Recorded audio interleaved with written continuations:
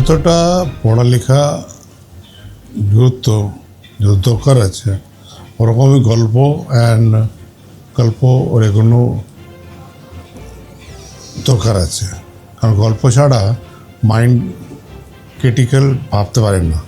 পড়ালেখাতে আমরা হিস্ট্রি পড়তে পারি, এটার মধ্যে মাইন্ড ইনক্রিজ হয়, আর গল্প থেকে ক্রিয়েটিভ অফ মাইন্ড বেরোয়। সেই জন্যে গল্পটা অনেক দরকার।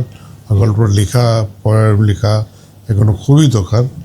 ওটা আমার মনে হয় বাচ্চারা যতটা এর মধ্যে ইনভলভ থাকবে ওরা অত ক্রিয়েটিভ মাইন্ড কাজ করতে হবে। আমি ছোটোদেরকে বেশি এনকারেজ করতে বলবো, কারণ ছোটোবেলা থেকে আগে লিখতে হ্যাবিট থাকে, তখনই আমি বড়ো গিয়ে লিখতে পারবো।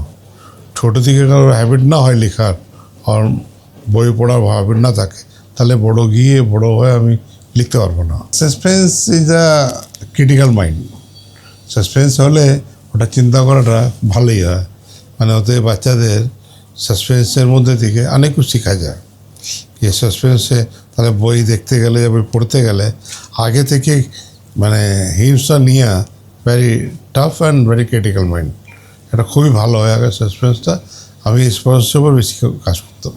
হাস্য গল্প থাকলে মনে হেলথও ভালো থাকে না, মাইন্ডটাও ক্লিয়ার হয়ে যায়।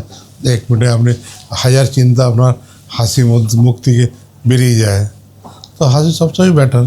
আমার ছোটোবেলার গল্পটা তো এখন একটাই যাচ্ছে, এখন কতটা খেয়াল নেই, যতটা বলতে পারি কি এরকম গল্প এখন আজকে বলি। মানে আমি সবসময় একটু জুসুসি নোবেলটা বেশি পড়তাম। আমার একটু ক্রিটিক্যাল মাইন্ড ছিল।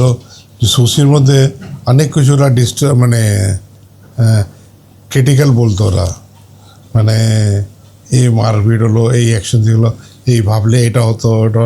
তো আমার এগুলো ক্রিটিক্যালটা পড়তে গেলে খুব ভালো লাগতো ডিজিটালের মধ্যে, মানে গল্পের মধ্যে আমি ওদিকে একটু বেশি মনটা লাগতো। ছোটোবেলায় শিখেছি, যা স্কুলে পড়েছি ওটা হয়তো বেশি কাজে লাগছে, মানে গল্প থেকে যেগুলো শিখেছি ওটা বেশি কাজে লাগতেছে পড়ালেখা থেকে শিখেছি। ওর থেকে পড়ালেখাতে আমি জানতে পারছি হোয়াট ইজ দ্য কাল, কিন্তু প্র্যাকটিক্যাল তো গল্প দিয়েই বোঝা যায়। থিওরিক্যাল আর প্র্যাকটিক্যাল দুটো মিলে যায়। আগে পড়ালেখার সঙ্গে আমি গল্পের মধ্যে রাখি। আমি একটা জিনিস বলতে চাইছি, আপনি বলছেন গল্প বই পড়বে না কেন? জিনিস আছে, গল্প বই পড়বে কে? যে পড়ালেখায় জানে, যে পড়ালেখার মন আছে, সেই ভালো করে গল্পটা লিখতে পারে, পড়তে পারে। যার আবেগটাই নেই, পড়ালেখার মধ্যে ইচ্ছেই নেই, না গল্প পড়তে পারে না পড়ালেখা পড়তে হয়। যে পড়তে পারে সেই গল্প লিখতে পারে। ওই গল্প বলতে তারই ক্রেডিট মানি হবে। যা ক্রেডিট মানি হবে সেই ফিউচারে গিয়ে একটা বড় পোস্টে একটা ভালো সংবিধান করতে পারবে, নিজের নামটাও রোশন করতে পারে, বাবা মাও রোশন করতে পারে, আর ভারতের নামটা রোশন করতে পারে। ডিজিটাল যুগটা চলে এসছে, একে থামলে তো আমরা থামাতে পারবো না। কীরকম চলে এসছে, এ থাকবেই, এরা আরও বাড়বেই। এর মধ্যে আমাদের সংস্কৃতিটাকে ধরে রাখতে হবে। মানে ডিজিটাল মাধ্যম থেকে আমরা অনেক লোককে মানে একাঠা করতে পারি, পরিযোগতার মধ্যে আমরা অনেকজনকে নিয়ে এসে মানে সামিল করতে পারি। আর আগের যুগে পেপারে হতো, তো পেপার যেতে আসতে এই সময় লাগতো।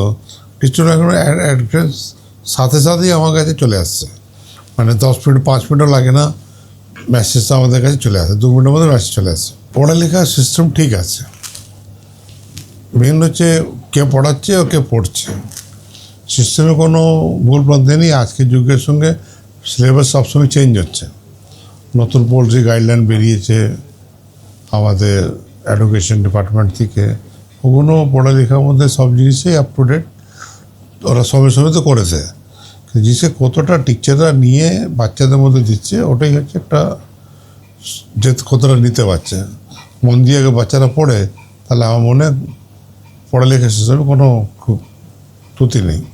জ্যাজ গ্রুপ সবসময় আপনাদের সঙ্গে আছে, প্রতিদিনের পাশে সবচেয়ে আছে, ওয়েস্ট বেঙ্গলের পাশে সবসময় আছে। ওয়েস্ট বেঙ্গলের জন্য কাজ লাগে, জ্যাজ গ্রুপ সবসময় পাশে থাকবে, পাশে আছে ও থাকবে।